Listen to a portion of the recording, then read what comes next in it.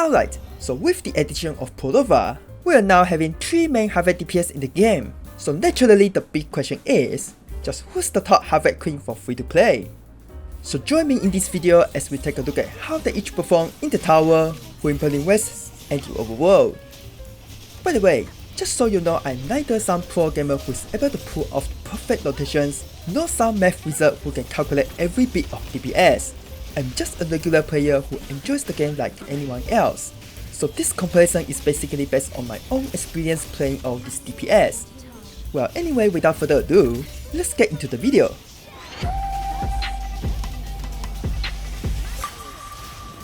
Alright, so first things first, here's the build I'm using for this comparison.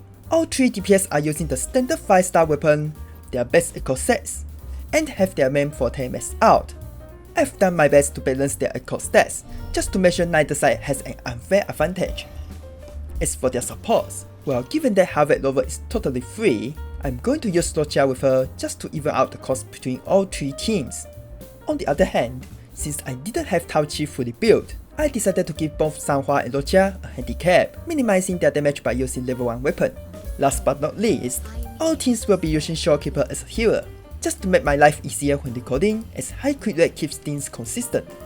Alright, finally it's time to see some action, starting with the Tower of Adversity, which focuses more on single target bosses. Just so you know, I've done this challenge plenty of times with all 3 teams, and picked only the best result for this video, just to make this comparison as relevant as possible for you. Alright, so when it comes to the raw damage output, Havoc Rover is actually significantly stronger than the others, which is quite a surprise, isn't it? Well, I guess part of the reason is that this boss is highly aggressive, which gives me opportunity to keep spamming Rover's dodge counter, dealing massive damage in a short time.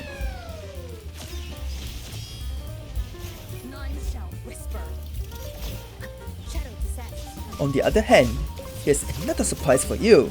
Despite having half of a kick locked behind Camellya, Phrolova still manages to come out top against Camellya's full team in terms of damage. So honestly, if you have been avoiding Phrolova just because you don't have Camellya, well, you can definitely rest assured now, as she's at least better than Camellya, who is one of the meta. Though to be fair, everyone knows that Camellya's strength is not about the damage, it never was. She's always been behind Havoc Rover since day 1. On top of that, deaths are not stupid, so ain't no way a brand new Havoc DPS to be weaker than her. So yeah, it's pretty much expected to see she ends up last in a DPS comparison.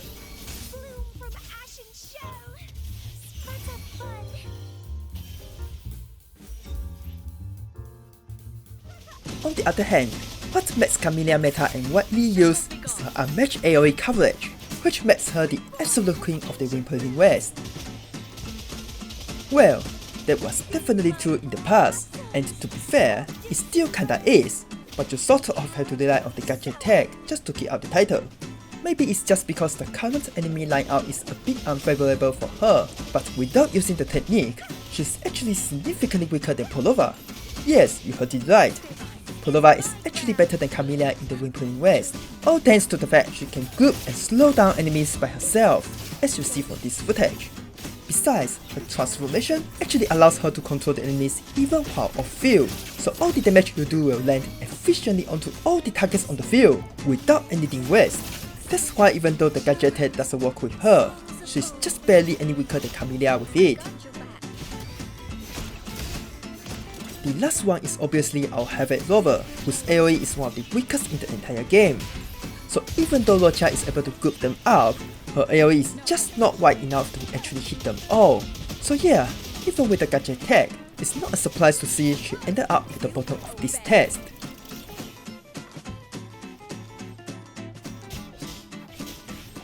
Alright, so finally for the overall exploration, not gonna lie, I really thought the Rover Roccia team would come out on top, since her grouping is just way too useful and powerful, especially now they have already fixed the bug. But after going for a round of echo farming with Phrolova, I've gotta say, it totally changed my mind. Not only her grouping is actually pretty darn wide, but also she's able to dish out AoE damage very quickly, which allows you to clear the entire groups of enemies efficiently and quickly move on to the next one. Besides, she doesn't even need a teammate at all, as she can easily annihilate most overworld enemies just by herself, which sounds totally unbelievable, right? well, feast your eyes on her stats. Yep, 400% crit damage. And no, I'm not cheating or whirling or anything. This is the real stat of C0 Phrolova with Cosmic Ripples.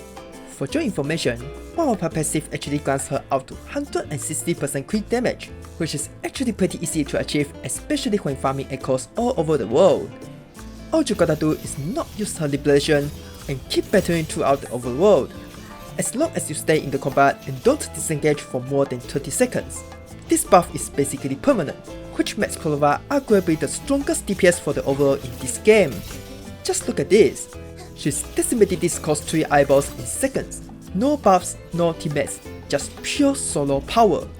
So yeah, in Overworld, Phrolova is the absolute queen. But of course, Roccia is still one of the best overworld units in the game. It's just that in this comparison, she's completely held back by Havoc Rover, who has one of the smallest AoE in the entire game, so it's understandable she falls behind Phrolova here.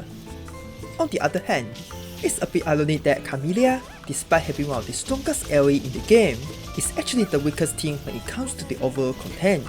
With no grouping in this team whatsoever, Camellya's AoE ends up being a total waste, as enemies in the overworld are always too far apart for her spinning to hit them all. Besides, without full buff, her damage isn't really that impressive at all, especially when her nuke is not ready. Not to mention she feels very awkward to play when it comes to chasing enemies around. Alright, so now that we have come to the end of this video, here's basically the summary of this whole comparison, in which it's safe to say we have got some surprising results.